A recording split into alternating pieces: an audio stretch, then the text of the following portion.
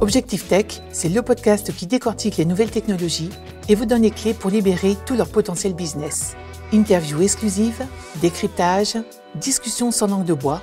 Retrouvez dans ce podcast nos clients, partenaires et experts pour des échanges inspirants.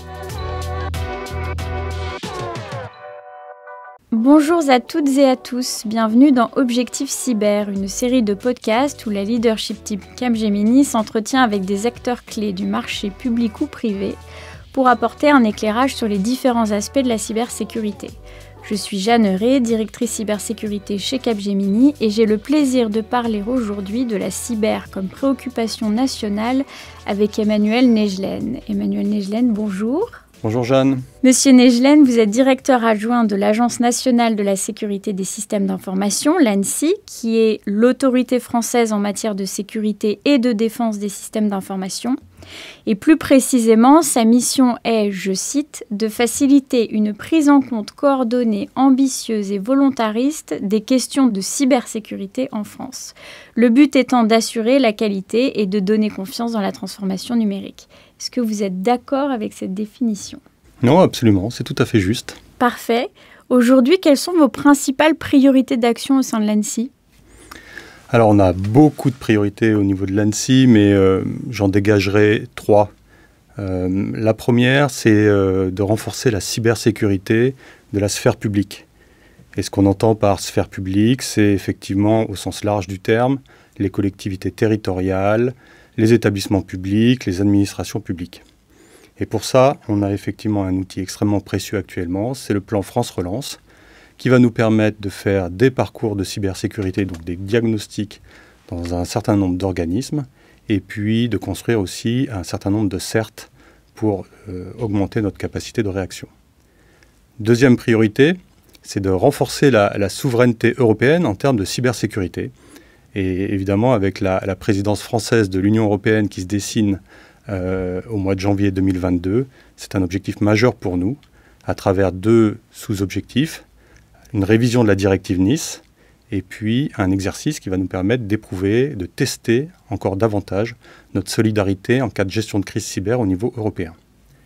Troisième priorité, c'est co-construire plus d'innovation, plus de solutions, plus de formation. Et là, derrière, vous me voyez venir, c'est le campus cyber qui est un magnifique outil qui va être mis à disposition bientôt pour pouvoir faire cela. Alors, l'ampleur et l'impact de l'ANSSI ont cru considérablement ces dernières années et vous venez de partager là un certain nombre de priorités. Comment vous voyez votre rôle évoluer dans le futur ? Alors, je pense que la première évolution qu'on va nécessairement rencontrer, c'est une agence qui va être plus ouverte.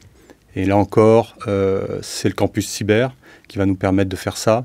Et pourquoi le faire ? Tout simplement parce qu'en cybersécurité, plus que dans beaucoup d'autres domaines, on est fort vraiment ensemble et on a besoin de l'écosystème. Deuxième grande évolution qu'on va mener, qu'on est en train de mener déjà, c'est certainement une agence plus à l'écoute de ses bénéficiaires. Et concrètement, qu'est-ce que ça veut dire d'être plus à l'écoute de ses bénéficiaires ? C'est par exemple développer des services de cybersécurité que nos bénéficiaires, donc encore une fois les administrations, les collectivités territoriales, etc., pourront utiliser pour renforcer leur cybersécurité. Et puis, dernier point, dernière grosse évolution qui est en train de se profiler, c'est une agence qui sera certainement plus prescriptive aussi, puisque certaines situations aujourd'hui sont devenues inacceptables. Quand un certain nombre de vulnérabilités bien connues, bien documentées, ne sont toujours pas patchées sur des systèmes d'information qui sont critiques, eh bien écoutez, là, ça devient presque criminel. Donc, ne rien faire n'est pas une solution.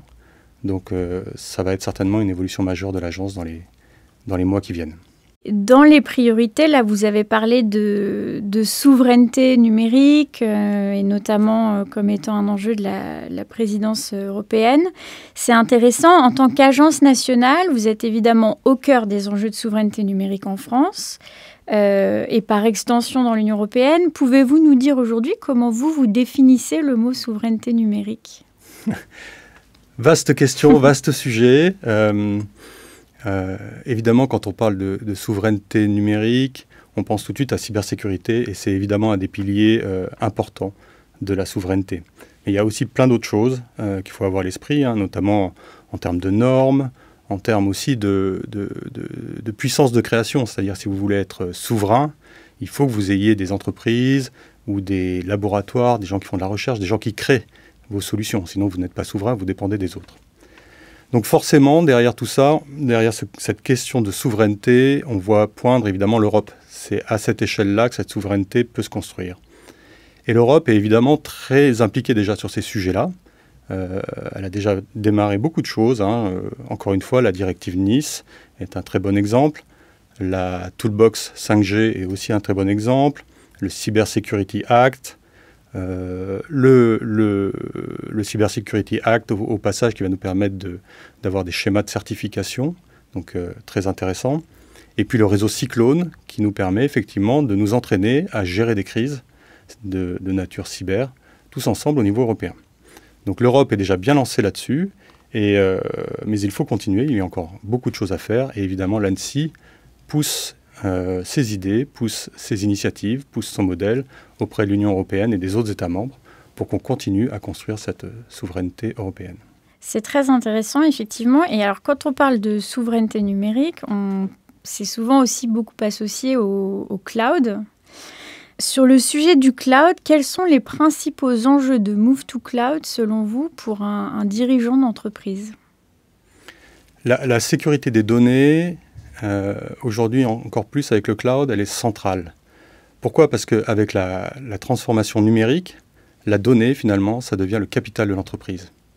Et confier son capital à une entreprise tierce, qui peut être, pour certaines, sous une loi qui est extra-européenne, c'est quand même une décision stratégique importante. Ce n'est pas qu'une décision de technicien ou qu'une décision de coût.